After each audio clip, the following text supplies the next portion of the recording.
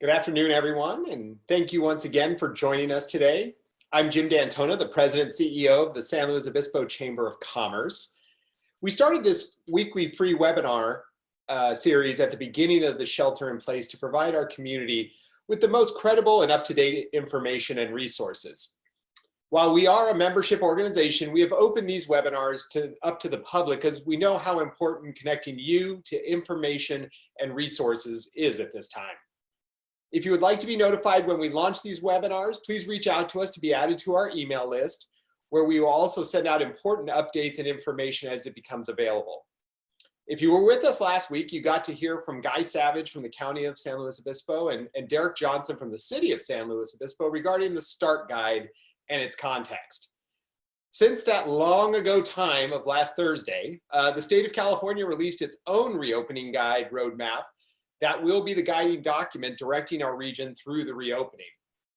What I think is very important to say, and I said last week, is that the county's work on the START Guide had an incredible impact statewide in how we are all looking at how reopening would be accomplished.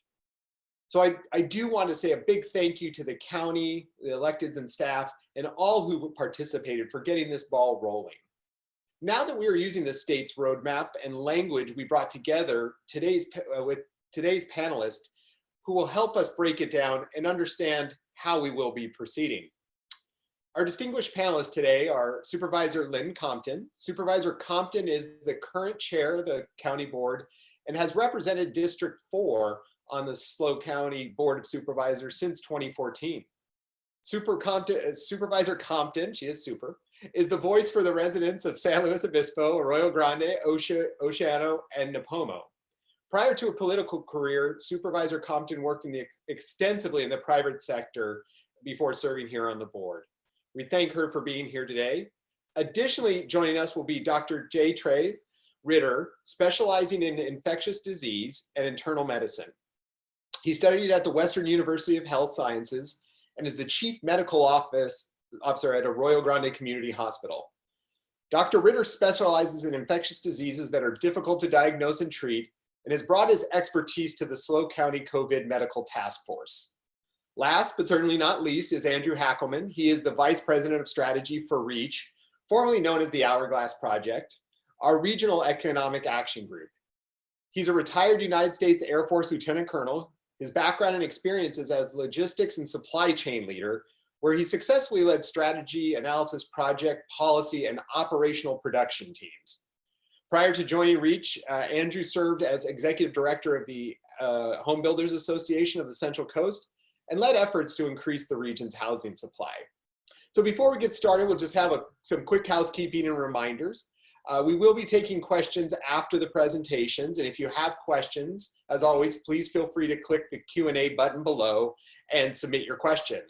I will get to as many questions as possible before our hour is up. Please do not put them in the chat. We will be sharing links in the chat, but the question and answers go in the Q&A. So with that, I'd like to welcome Supervisor Compton. Thank you so much for joining us today. So if you could just kick us off to a little bit of why the county moved to align with the state's resilience roadmap and kind of where the START Guide is now. Okay, so the START Guide was sort of born out of the fact that we're a pretty rural county here and population under 300,000.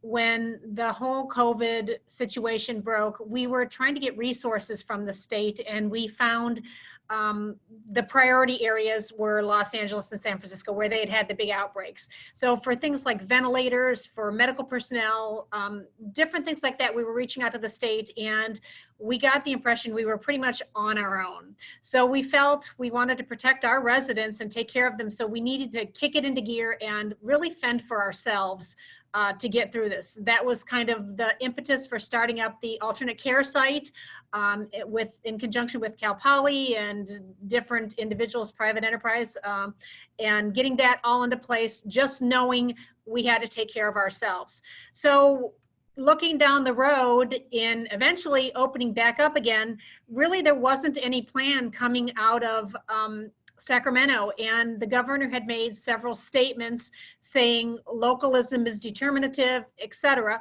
So I think we felt like we had to kick it into gear and put a plan in place to demonstrate at certain points we would be ready to open different segments of our businesses. So I think that's kind of how the START guide was born. It was an effort by a lot of different people in this community in different segments of business. For example, agriculture, manufacturing, technology, etc. And there were different teams put together with different individuals from those different segments of the economy. The START guide really, though, was controlled by our medical personnel, and there were epidemiologists and physicians and Dr. Penny Bornstein. It was not a political process. We really didn't have any say in it for the most part. There were 4 individuals that were elected individuals that were put on a team to evaluate it as we went through, and those elected individuals participated in 2 meetings, and that's it. So it was really based on medicine and moving forward in a safe manner. There were different criteria for different businesses. For example, if you were in the hospitality industry, what does the hospitality industry need to do to make their industry safe as they move forward? So that's kind of how the whole process was born. And as we move forward, we initiated our shelter in place. The governor then the next day initiated his shelter in place. We moved forward. We did continue our shelter in place one time, and it expires this weekend. And we wanted to demonstrate to the governor that we were ready with certain industries to move forward. The governor then later in the process came out with his own resiliency plan. They were very similar. There were some anomalies in the phases and whether the phases matched, etc. But the governor pretty much made it clear that you will be using our plan if you want to move forward. So there was a lot of work done on the START guide. It was not all for naught. It still will be useful as we move forward with the different business segments and the different entities. And it's more of a local plan than the governor's. But we are defaulting to the governor's plan, and that's why this weekend on the 16th, when our shelter in place expires, we will not be implementing another shelter in place. So the nice thing about our plan was it gave us a little bit more flexibility than the governor's plan, and there was some room for interpretation in certain business sectors. And so it was a little bit more loose, I guess you would say, than the governor's plan. Now we are defaulting to the governor's plan. And we had a board meeting last Friday where the board had to attest to the fact that we're ready to move forward. Dr. Penny Bornstein had to attest to the fact that we're ready to move forward, and 2 of the hospitals, the CEOs of the hospitals, had to attest to the fact that we have capacity in our healthcare system in case we have a surge. So we submitted that to the governor's office, and there was one criteria that wasn't to the letter of the law met exactly. Our medical personnel do feel like we meet that criteria, and and she attested to that. And I know I haven't been updated yet today, but I know there are conversations in place right now. I know there were a few yesterday, and it is between Dr. Penny Bornstein and Dr. Angel, who is the head of the State Department of Public Health. So I think they all kind of revolve around that one criteria, and that one criteria is in the governor's plan, you can't have more than 1 death per 10,000 individuals in your county in a 2-week period. And we have 280,000, I'm sorry, 1 positive, not 1 death, 1 positive, COVID positive. And we have about 280,000 people in this county. So it's sort of a dilemma for us because we have a really robust testing protocol here. We have 2 new sites set up in North County and South County to do testing. We're testing at our public health department. We've got all the urgent cares testing, private physicians are testing. For example, if one individual in a family of 5 tests positive, we proactively, even if everybody else in that family is asymptomatic, we go in and test every single member of that family. And if you're living in close quarters, there's a pretty great chance that family members will test positive. So we're doing that, and other counties are not doing that. So I've always maintained that sort of penalizes us by being proactive, and the governor wants all this testing done, but the more positives, then it hurts you to start and go forward.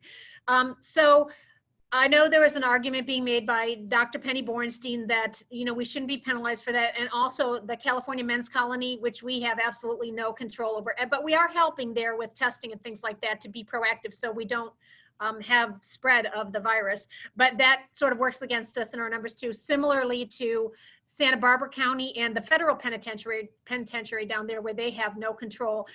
They have over 500 inmates that have tested positive. So even theoretically, if you had no other positives in all of Santa Barbara County, just the penitentiary would put them over that limit. What I've been told from Dr. Penny is the state does not want to drop that one criteria, but they realize the situation. I think they released 19 counties, mostly Northern California counties yesterday. So we're sort of in limbo right now and waiting to reconcile this. And I'm not involved in those discussions. It's medical discussions with Dr. Bornstein and Dr. Angel. I think from what I'm being told, we should know in the next day or two where we're at. And if they give us the green light to move forward, it puts us into the latter stages of phase 2 of the governor's plan, which would allow the openings of restaurants with protocols and the opening of shopping in stores and like retail clothing stores, etc. So it does make a big difference to get to the end of stage 2. And if we can, meet the criteria and get there, that would allow that. In the meantime, businesses that are looking forward to welcoming customers back can go and look at the START guide and look at the different protocols and things to operate safely and get prepared for moving forward, because it could come any day right now. Does that explain it in a nutshell, sort of? We've made it really complicated. I know that. Well, I would say that was one of the best descriptions of what happened in a 10-minute block. I think the way you described and helped explain it there, that it's the work that was done in the START guide is not wasted. We definitely have value that will allow that to still be useful as we reopen, because the state guide is just going to be very generic or way overdone. So you can definitely get some good information from that. So thank you. That was incredible. You're welcome. All right. And we'll definitely be back with some more. And from what you were just talking about, I think it's important to now maybe bring in Dr. Ritter here and talk about some of those important measures that, as the state is requiring regions to meet before reopening, getting to that stage 2, stage 3 part. What are those measures and why are they important? So Dr. Ritter, thanks for joining us today. It's my pleasure. Happy to be here with you all this afternoon. So again, my name is Trace Ritter. I'm a specialist in infectious diseases. I'm also the Chief Medical Officer for the Arroyo branch of Marion Regional Medical Center. I'm trained in infectious diseases and internal medicine. And this is an experience which I've described to friends and colleagues as one that you're trained to do but never hope to do in your entire life. So here we are, we're doing our best, and I'm very proud of the community that I live in and the excellent work that I've seen done out there by our community members. And we're getting to the point where I've actually heard people complaining, and one of the things I hear them say is, well, none of my friends have this. Why are we doing all this? And I must admit that we are a victim of our own success at this point. So I'm going to take a minute or two and help remind everybody why we're doing this and how we got here. So what we're facing is a global pandemic, and very infrequently does something come along that has a pandemic potential. And this virus, this SARS-CoV-2 virus, and the disease it's called being COVID-19 is unique in its ability to cause a global pandemic, in that it is relatively easy to spread between people to people. It is a novel virus, meaning nobody on Earth has any immunity to this, and we don't really have therapy for it. It is also in that sweet spot of disease that it causes, where it's not going to kill everybody and interrupt the cycle of transmission, but it is infective enough and dangerous enough that it could have a significant impact on a population of people without any immunity. So what we know is that roughly 80% of people that will get this will have a relatively mild illness and not require any type of health care. About 20%, however, will need a hospitalization, and maybe a third to a half of those might even require the intensive care unit, including a ventilator. And if you just take very conservative estimates of let's say half of SLO County gets this over 3 or 4 months, and that's being very, very conservative. And let's say only 1% of the people that get this need a ventilator. That's still 1,400 people that would likely require a ventilator. And I'll just remind you that our current SLO County capacity, including the surge, is less than 100 intensive care unit beds. So clearly we're an order of magnitude different. And that's the problems that we're trying to prevent by sort of hitting the pause button and allowing our community to get more ramped up as far as testing, contact tracing, and our ability to care for this novel virus and the people that it's affecting. So we have at the current time seen about 227 cases and 1 death in SLO County. And we again are a bit of a victim of our own success, and we had time on our side before this because of our geographic isolation. It arrived into our community a bit later, and so we were really able to tamp down the numbers. And we've gotten to a low point with our numbers where with reopening, it is likely that the numbers will only go one direction.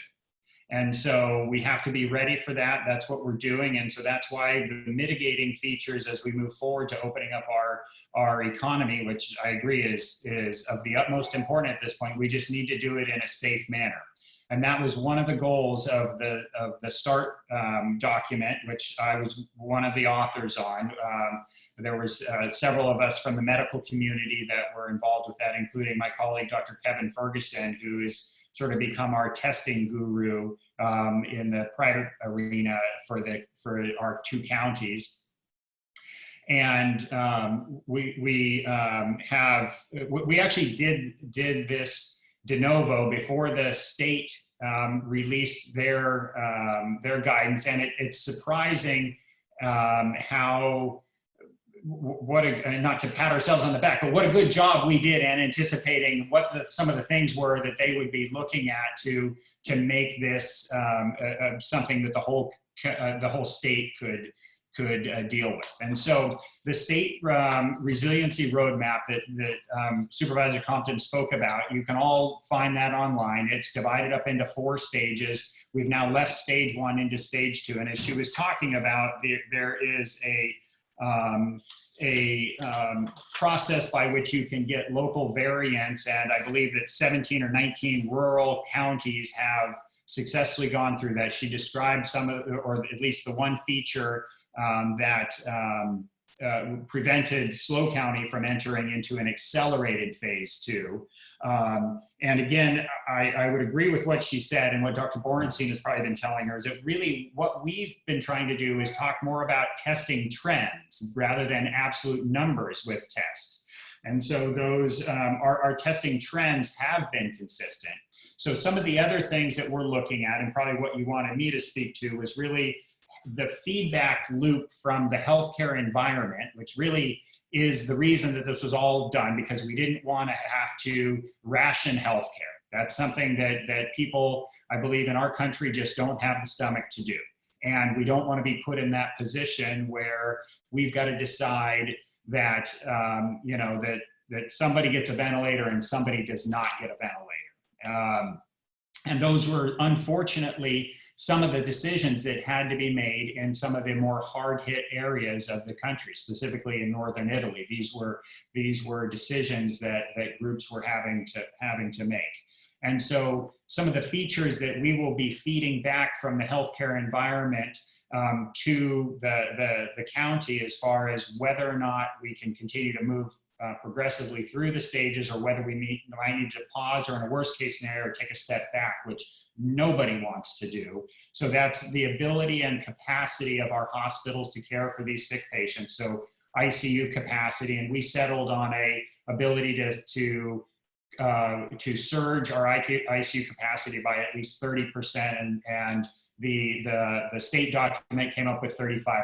So we thought we were pretty close on that.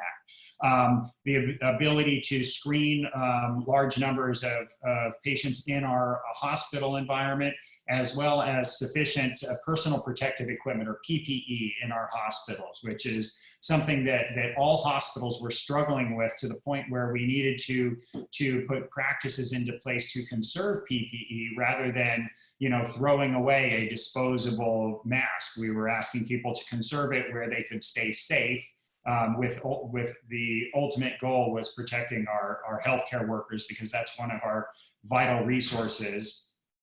Sufficient masks, and then some of the amount of patients coming into the hospital with COVID versus discharged with COVID. And we really want to have that be somewhat subjective, and that's why we're looking more at trends rather than absolute numbers, because you can really paint yourself into a corner, especially when you're dealing with numbers of hospitalized patients or even tested patients, where it might be related to a specific exposure or into a family group. I mean, one family could get this and you can get 6 new positive cases within a day or two. So those are some of the things that we're looking at doing feedback with. And then we also have the public health and epidemiology categories in these tables that are available in the START guide, that I believe that Dr. Borenstein might have talked to you about in the past week or two.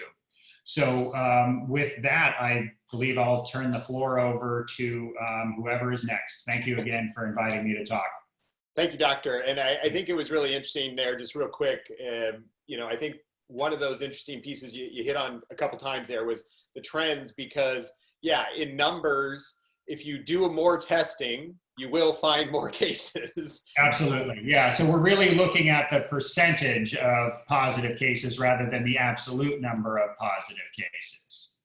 Yeah, and I think that's a really interesting point. Yeah. And it's what we've seen locally is, you know, we really did have a peak of cases in the last week of March, and then it sort of went down the first several weeks of April and was pretty constant. And we've seen a very, very slight tick up about 2 weeks after the Easter holiday, because I believe that people probably didn't stay in as they were supposed to. And I understand people are getting frustrated and tired of all of this, and we just need to strike a balance between you know, doing what is right and safe and mitigating our risk, and you know, going about things that prevent everybody from being so unhappy. Yeah, I think that's a great point. And is there anything special from a medical perspective of 1 per 10,000? Is that the idea being, if in the governor wanting to use that as a tool, is that if you think at those levels, is spread less likely as opposed to others? No, it's just a sort of an arbitrary number of infrequency of transmission. So it's arbitrary. Right. Oh, okay. Well, so I will we'll go to our next panelist, but I know I already saw in some of the questions we have some real questions that would actually fit to yours. So we'll. Excellent. I'm happy to stick around and answer any questions that people might have, assuming I have the skill set and the knowledge to answer those questions. That's great. Thank you, Dr. Ritter. And like our final panelist, Andrew Hackleman, who is part of REACH, is here and part of our regional economic action group. And so, Andrew, if you could give us a few minutes to talk about maybe in this, in these plans, in these actions, what specific things should business or residents be doing to, you know, support the countywide efforts to improve health and safety, meet the measures, and speed up the reopening process? Well, there's probably a fairly simple answer to that. Can you hear me okay, John? Yeah. Great. So I think, you know, following the guidelines that have been put out and, you know, listening to Dr. Borenstein and county health when it pertains to, you know, how we should be conducting ourselves out in the world, you know, at various stages, because, you know, following these guidelines for distancing, sanitation, and hygiene are important. And we, like Dr. Ritter said, we don't want to see an uptick that will stress our medical or healthcare system and set us back, right? Because that's costly in terms of lives, but also our economy. But I did want to foot stomp what Supervisor Compton said. She couldn't be more right that San Luis Obispo County has been ahead of the curve since the beginning of this very challenging circumstance in terms of planning for various capacities like healthcare and testing, but also when it comes to planning. And so, all of these things unfold so quickly that, at the time there wasn't a plan for reopening. And as Supervisor Compton said, the governor said that, local governments, counties, it would be determinative. And we've seen some guidance come out subsequently that is, made that a little bit challenging in terms of kind of planning for what we're going to be doing locally. What I do think, having been working with 2 counties now and with Dr. Ritter, who I want to thank in a minute here, but specifically, is that from the state perspective, it's understandable where the governor is coming from with respect to 40 million people in a state, and where he's seeing challenges in these densely populated areas.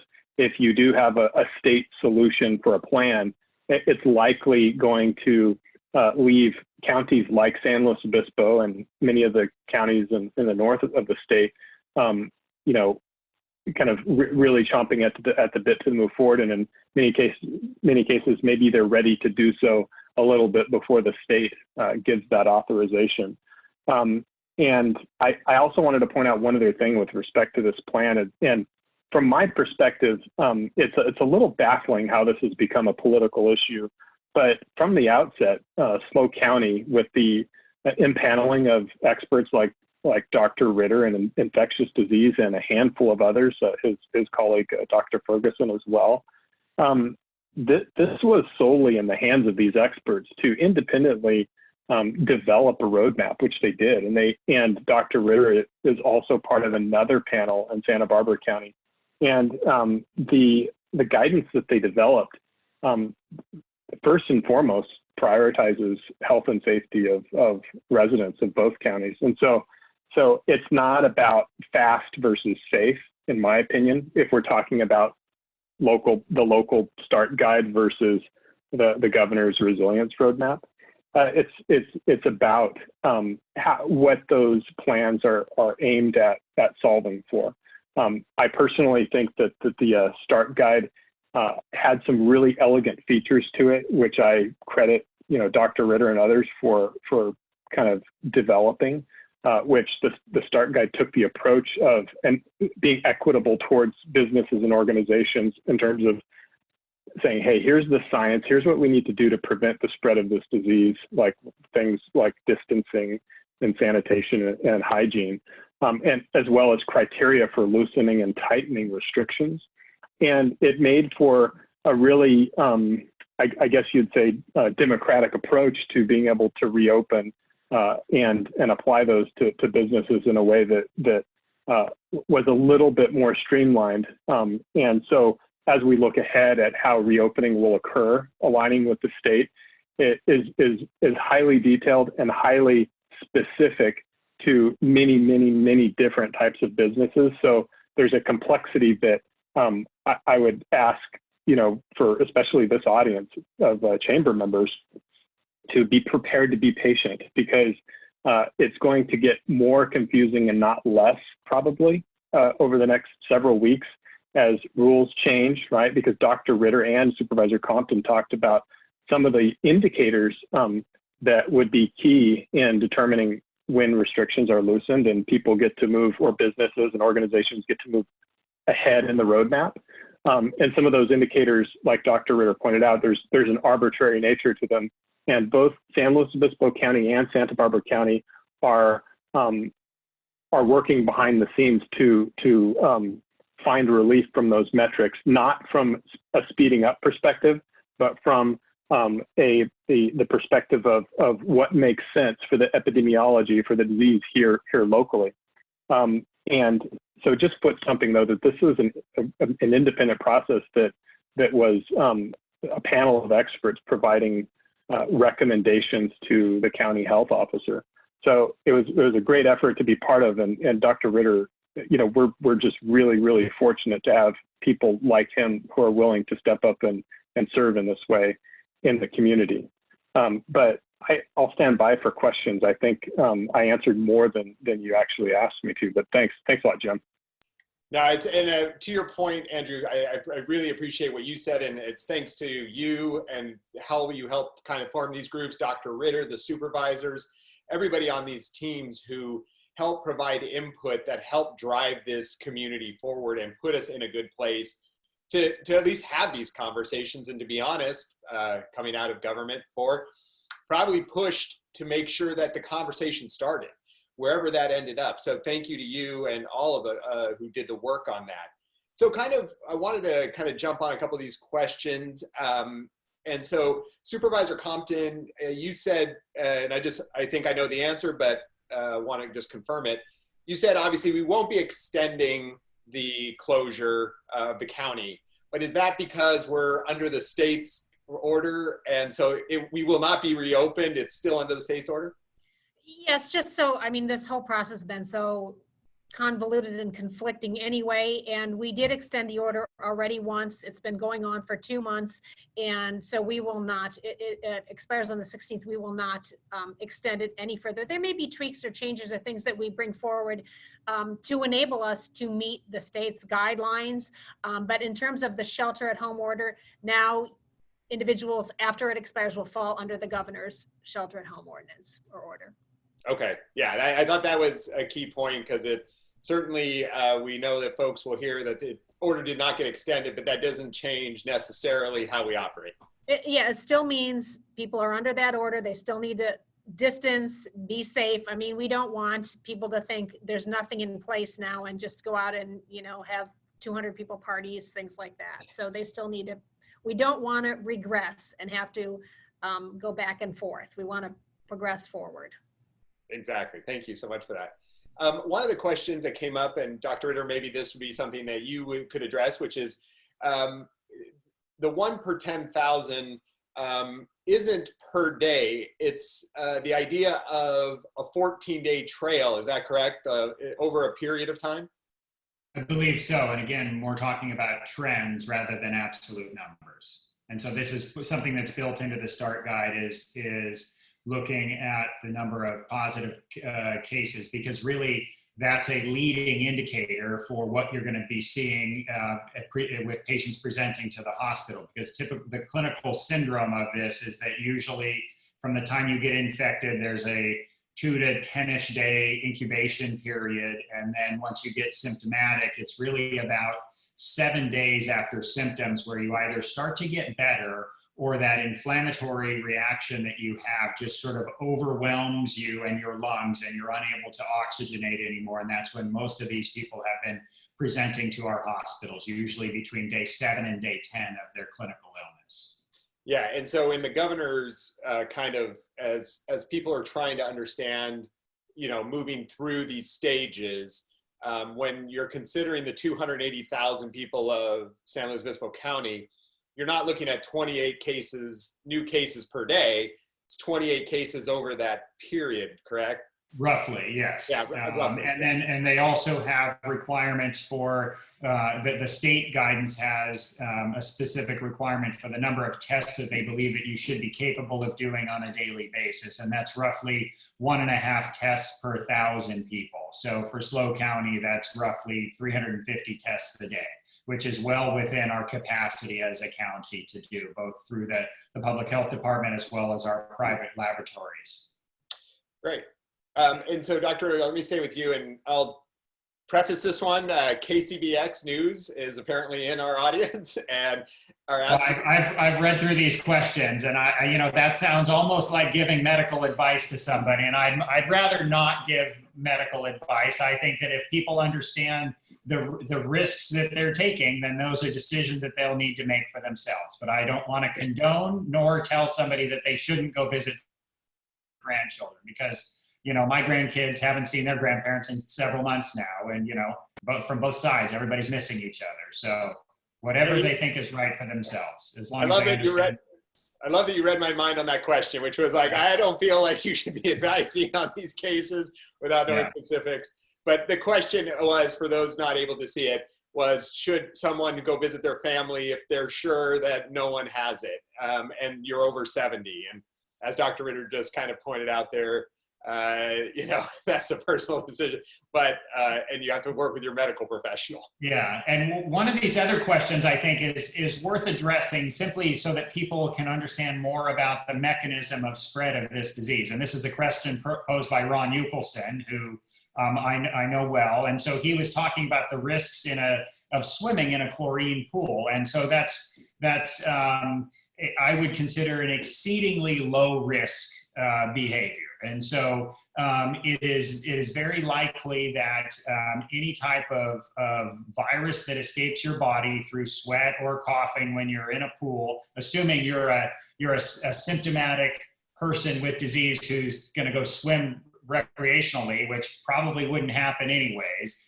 We do believe that chlorine, but more importantly, dilution will be a reason why that I would consider that an incredibly low risk behavior. Wow. Yeah. I mean, you're right. Once again, that was my next question, was to throw Ron's question in there because I thought it was a good one for it. And so if you're looking through some of these, let's pop into another one here real quick about, and I think I know the answer for having watched enough news cycles, but once you've had COVID, are you immune to it? And how is it different than any other flu? So the immunity question is still an active and open question. We presume that there will be some protective immunity after you've had this virus and been able to mount an antibody that we categorize as an IgG. So that's the later antibody that sticks around forever, and that can be used to diagnose this in people that have had it, you know, at a week or two after the onset of their illness. You're forming that. An IgM antibody is an early antibody that can be used to diagnose some other types of infection. We've found with this SARS-CoV-2 virus that there's too much cross-reactivity for IgM with seasonal coronaviruses. And so IgMs are not valuable at this time. IgGs can be used to help with seroprevalence. That's basically studies where you determine how many people within a population have had exposure to this virus. And we would presume that within our county, that number will be very, very, very low, given that we've had only 220 some odd confirmed cases. The number of unconfirmed cases is probably less than that, although we don't know for sure. But we presume that there will be some immunity, but we've not had enough experience with this, nor done the medical research to say that to people with confidence. And what we would worry about is that there's not immunity, and then people would do things that would put themselves at risk of a repeat infection. And there are certain infections out there. I'm thinking of dengue fever, where you don't get protective immunity, and your second infection is always much more severe than the first. So we just don't know yet. We hope and presume that there will be some long-lasting immunity, but we just can't say that yet. That's great. Very good. Very helpful. Supervisor Compton and maybe Andrew, we've had folks talk about enforcement of rules, right? We're under the governor's orders. There's people that are not supposed to be open. There are people seeing a lot of complaints out there. The county is not an enforcement arm. Is that accurate? Well, look, we want people to comply, and we do have a phone number where people can call if they feel like someone is completely not complying, but we don't want to do that. We just want people to comply and be safe. I do think the situation is a little different with the governor and falling under the governor's order, and I know that there have been letters that have been received by constituents of mine. For example, if you're in the restaurant business, where if you go ahead and open and just decide to go rogue, I do believe there will be some penalties that come down from the state with ABC licenses being yanked or cosmetology licenses, et cetera. So there's a completely different licensing arm of the state and a bigger hammer that they have than we do. We want people to be safe and we want people to comply. And for the most part, we feel like people are. You know, when we look at the beaches and things like that, for the most part, people are safely distancing. So, and I feel like that's borne out with our numbers. We have a relatively low prevalence here in this county. So I feel like for the most part, people are doing a good job of following the rules. But we're not going to send the sheriff down to anybody's house because they have 20 people at their house. You know, I mean, we don't have the manpower to do that. Right. And I think that's the important part is I've seen, and certainly with the confusion, I think I would hope that people are being you know, kinder in thinking that this may not just be a blatant flaunting of the rules. There's some misunderstandings, and I know I've appreciated from the city of SLO's perspective and also in the SLO County is talking about getting people up to speed. Now you constantly do it, then that's a little different story. But so I've been very thankful for that. So thank you, Supervisor. I'm not going to anybody's house to arrest them. Let me just say that. Thank you. Andrew or Dr. Ritter, do you know what percentage of the county has been tested? The last time I'd heard the number was somewhere near 5,000 or 6,000, and maybe 2 or 3%. Is that sound right, or any ballparks on those? I don't know an absolute number, but that does sound about right. And again, the testing has changed over time, such that, you know, initially it was very restrictive because of the availability of the testing. But as we've ramped up our testing capacity, it is wide open now for certainly all symptomatic people, all contacts, all people with exposures, and you know, and with the 2 places that the county is open, pretty much anybody can make an appointment to get tested in those areas. Fabulous. There was one other question that I read over here that I think is worth addressing. This was the one about masks. And so again, this is an area of controversy and evolution through this process as well, including in my own thinking about masks. And because in the early stages, people wore masks thinking that they were protecting themselves, and these types of masks don't really do that. And so masks or cloth face coverings are meant to protect the environment around you and the people around you from what might be coming out of you. And we know that there is a pre-symptomatic phase of this illness where people can shed virus. And again, this spreads through respiratory droplets. These are the bigger droplets that sometimes you can see, usually you can't see, that drop to the ground within a meter or 2 from you as you speak and or cough or blow your nose. And those can spread to people around you. And so the point of wearing a mask is that it prevents what's in you, when you may not know you're infected, from getting to the world outside and infecting people around you. So it is really a technique that really needs universal buy-in to be successful. And I'm very glad to see so many people wearing face coverings when I go out to the grocery store with my kids or something like that. And I've had discussions with Dr. Borenstein about that, and she's hoping that a recommendation rather than a mandate will allow people to do this. And it is a national recommendation as well. And the CDC came out about 5 weeks ago and said that they'd recommend this as well. And I think that in the early phases of reopening, this is going to be very, very important to keep disease under control in our county. And so the mechanism of transmission of the disease does not necessitate that you wear a mask outside when you go jogging. You know, that's not really necessary. It is more when you're going to be within a couple meters of somebody inside a building. And so if you're walking on the sidewalk, and somebody passes you, the probability of transmission in that setting is exceedingly low. And so, you know, nothing is ever zero, but that's not really how this disease is transmitted. So wearing masks inside is a good idea. That's sort of the bottom line. And it's Dr. Bornstein's decision whether or not that is mandated or not. I know that the public health officer of Los Angeles County has mandated it. And I think that Penny's hope was that it would be something that there would be buy-in for here, but that she wouldn't need to mandate, because again, enforcing that is a challenge.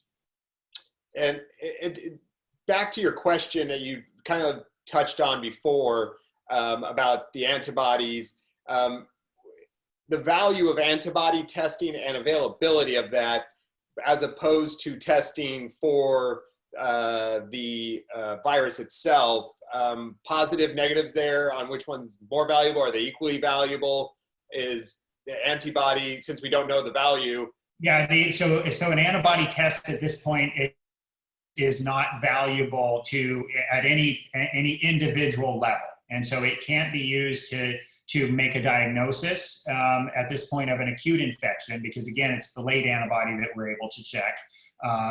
And it can't be used to say that you're immune. It can't be used to say that you can't transmit the disease, but what it can be used for is what we call seroprevalence. So the amount of people that have had exposure to this within a large population. And so we do have ability to test for antibody on a large scale. And I know that certain public institutions like firefighters or policemen or people like that have requested that. We're willing to do that for them, although, based on the community prevalence, we wouldn't expect the prevalence within any subpopulation to be any higher than the community prevalence. Great, thank you for that. Yep. Supervisor Compton, if we do meet the metrics, if the state then says, okay, San Luis Obispo County, check, you guys go, from your understanding, is that allows us to move further into stage 2, not to okay, we're open. Oh, no. I mean, it's further into stage 2. There's still other stages and different criteria you have to meet to move through that next stage. The big, I think, thing that the later parts of stage 2 would allow in this county would be restaurants to open instead of curbside pickup, which they can do right now. It would allow seating in a restaurant with precautions, preventative measures, distancing, masks, etc. But it would allow that, and it would allow in retail shopping experience. So Marshall's could be open, and you could shop at Marshall's outside of the grocery store that's already open. So those are the two biggies moving forward into phase 2 that would be able to occur. And then there are metrics you have to meet before going to the next stage, to stage 3. But that's, I think, what the businesses that I'm hearing from are really clamoring for right now. And they have to be safe, and I think they all want to be safe. No one wants to have their restaurant the next place where there's an outbreak. So I believe businessmen will take precautions and do the right thing and be safe for their patrons that come in. They want them to have a good experience. They know there's a lot of trepidation out there and people are nervous, and they're very cognizant of that. Those business owners live in our community. They're our neighbors. They want to do the right thing, and they're frustrated right now. They believe they can safely move forward. And as Dr. Ritter said, that it was an arbitrary number, and we don't want to be penalized because we're doing additional testing or for that reason. We believe we can move forward in a safe manner, and we've been very proactive since the start of this to be able to do that. And it would certainly be in their best interest, right, to stay open, in order to stay open, to keep that, make sure that we don't suddenly see a spike and then have to step backwards on that. And that was my concern early on too. We don't want to let people go to the next step and then have an outbreak and then shut businesses down again. Businesses, in all honesty, are barely clinging on right now. And that would be crazy to let them start and then say, hire people and then lay people off again, So we all have to be smart about this as we move forward. And I believe we do have responsible business owners that can do it in a safe manner. And kind of talking about understanding government, and for those of us who've probably been in a while, understand all the levels, but for the average person, there's a question like, there's so many various governmental posts, which is the one we should be paying most attention to for the ultimate rules in these phases? How would you kind of walk someone through kind of just you did it pretty well at the start, but from point A to point B in terms of who has control right now and potentially where that could go later. Well, right now, who has control is definitely the governor. When we lift our order this weekend, it will be the governor's plan that you have to fall under. So, I mean, if you really want to know where you fit in that plan, you need to download the governor's plan. And you can ask us too. I mean, we do daily updates 3 days a week. Dr. Penny does, and they're at 1:15. 3:15, and so any major changes she will tell you about. If restaurants are opening, she will announce that at a press conference. I do a Facebook blog every night that kind of talks about changes and things like that. I think that's been part of the problem all along, where people have been confused. There's not really one good source to go to for information, and it's morphed and changed so much. So I understand the frustration out there, but you can always call or go to readyslo.org, which would give any updates too, and that's kind of our website. Right when you go to the site, it says COVID-19, and you go to that, and it would tell you of any updates or press releases. If restaurants do open, I'm assuming we will do a press release on something like that. So anything major, there will be a press release. I'm sure it'll be on the front page of the newspaper, etc. But really, we're under the governor's plan right now, and you can still use our start plan for the different businesses and things like that if you want guidance and preparation, and that's also available at readyslo.org too. But that's kind of the best bet in terms of we're just in a holding pattern right now, and waiting on approval to move forward under the governor's plan. Yeah, I think you hit it right there. In the county, even though the state is the authority, the county has done a great job of pulling all of those resources together to make sure we're all getting all the same information. So to the person asking the question, definitely follow what the county supervisor just talked about here. An interesting one that has popped up, a question here that will be kind of a issue, as we are kind of that drive-through market and tourist area. And anybody who has thoughts on this one be interested too, is how are we going to monitor, or people coming from some of those areas, SLO or coming to SLO from LA, Fresno, Baker, from San Francisco. Thoughts on that? Well, we are monitoring that right now, and we know what the occupancy rates are. We work with Chuck Davidson visits SLO Cal, and we know what the occupancy rates are, because there are taxes that are paid on that, and so we can look at any given weekend what they are, and that is a concern of ours. That's a concern by the governor's office too. I mean, we have Highway 101 that runs right through our county. We are a tourist destination. Almost $2 billion a year in tourist dollars come here. So we're aware of that. The governor has said he's concerned about areas where the disease is more prevalent, moving to areas like ours where it's not more prevalent, and that happens, with travel and with tourism. We could not sustain our tourism business here in this county with just our residents. If every resident ate out every night at a restaurant, our tourism business would not succeed. So we're a county that's very dependent on tourists, but not right now. And we, through the county, have actually put out notifications to many of the Central Valley counties that come over here, and we've said, we welcome your business, just not right now. And we need to get through this and come later. And if it does get out of hand, if we see our occupancy rates tick up, we will take other actions, with respect to that. But hotels were part of the governor's order as considered essential businesses. And we do have people staying at our hotels that are here to work for Diablo Canyon, whatever, construction workers. And the rates have been pretty low. They've been under 30%. I think they ticked up a little bit with Easter weekend, but they've been pretty low, and we are monitoring that, and we are actively discouraging. We've pulled all advertising that we do for coming to our county. So we're cognizant of that. We're watching that. And if we have to take some corrective measures, we will.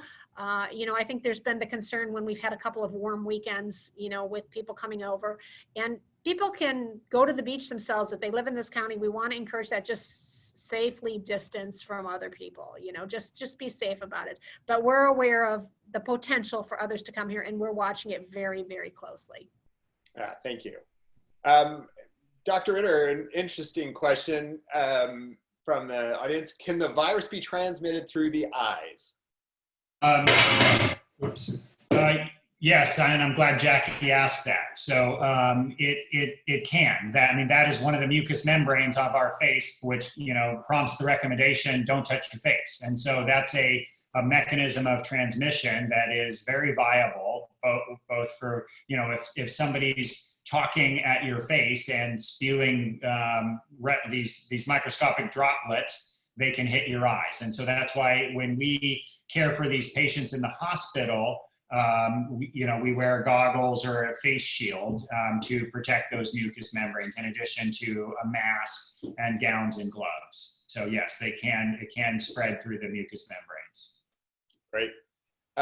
I don't suppose, Supervisor Compton, I'm not sure if you've gotten a heads up on this, but a question on thoughts on when our local school districts might reopen, not necessarily the college, we've heard that one, but the other schools? Well, that doesn't have anything to do with us. So that's the individual superintendents that make that decision. And I've heard everybody's sort of in a holding pattern. I heard the announcement from Cal Poly yesterday, but I don't have any heads up on that. It's really the individual school districts that make that decision. I will say, if they don't open, that's gonna be a predicament for parents that need to go back to work, and it's also, we've heard from a lot of parents of students who feel like their kids are falling behind, whether they're, in special programs or things like that where they need structure every day. There are some parents that are very discouraged right now and are very anxious for school to start again. But, that being said, it puts, if parents can go back to work and children can't, one of the things that did just open with the beginning of stage 2 was childcare. So childcare centers can go back to being open, and that will help a little bit too. But it's going to overwhelm the system if kids don't go back to school. You can't leave your kid at home. So, but I haven't heard anything about any of the local, the CMR, anything like that locally. I believe yesterday they just appointed a new superintendent. So I'm assuming he'll be making the announcement when in fact that comes. Yeah, I think it's great. And thanks for, giving voice to that bigger problem that I know businesses will face on childcare when it comes time, because we were already behind the eight ball. Sure. And now if schools aren't open, that would make it even harder. And so one final question, Dr. Ritter, if I could, I don't know if you know this one specifically, but if someone is admitted here or tested in Santa Maria, Marion, and then they go somewhere else, how are those numbers? The numbers are attributed to the county in which they reside. So, for example, if somebody lives in Arroyo Grande, goes to the emergency department there and needs the ICU, we will send them to the ICU at Marion in Santa Barbara County. Yet that number will count as a SLO County number because that individual is a resident of SLO County. Okay, great. That's a fabulous question. So we're at 3 o'clock. I want to thank all of you. Supervisor Compton, thank you so much. Dr. Trace Ritter and Andrew Hackleman, thank you so much for being here and answering these questions. To the folks who still had questions in there were a lot of specifics about individual businesses and how they fit. One of the things we do at the end of these is we try to pull these and get you answers. And in the recap, which we'll be sending out, we try to get answers to all of these. Some of these are pretty specific and so might not have specific information, but we will try and find the answers for you and send those back out. And Jim, if I could just say that anybody can call our office too if they have specific questions, and that number is 805-781-4337, or they can send an email to my legislative aide, Caleb Mott, and that is District 4, the number 4, at co.slo.ca.gov.us. And we can get the answer. So if it's a medical answer, we'll pass it on to Dr. Bornstein. If it's a legal answer, we'll pass it on to County Council. And so we can get them those answers. And there are other supervisors too. You're welcome to call the other supervisors and their leg aides or their offices too. But we can help out too with some of those questions if you want to just send them to our office too. That's awesome. And in knowing, you can go to the county website. If you go to Supervisor Compton's page there, you can get Caleb's email right on it. Caleb's awesome. Supervisor Compton's awesome. So they're always super helpful. Definitely a way to kind of help get those answers done.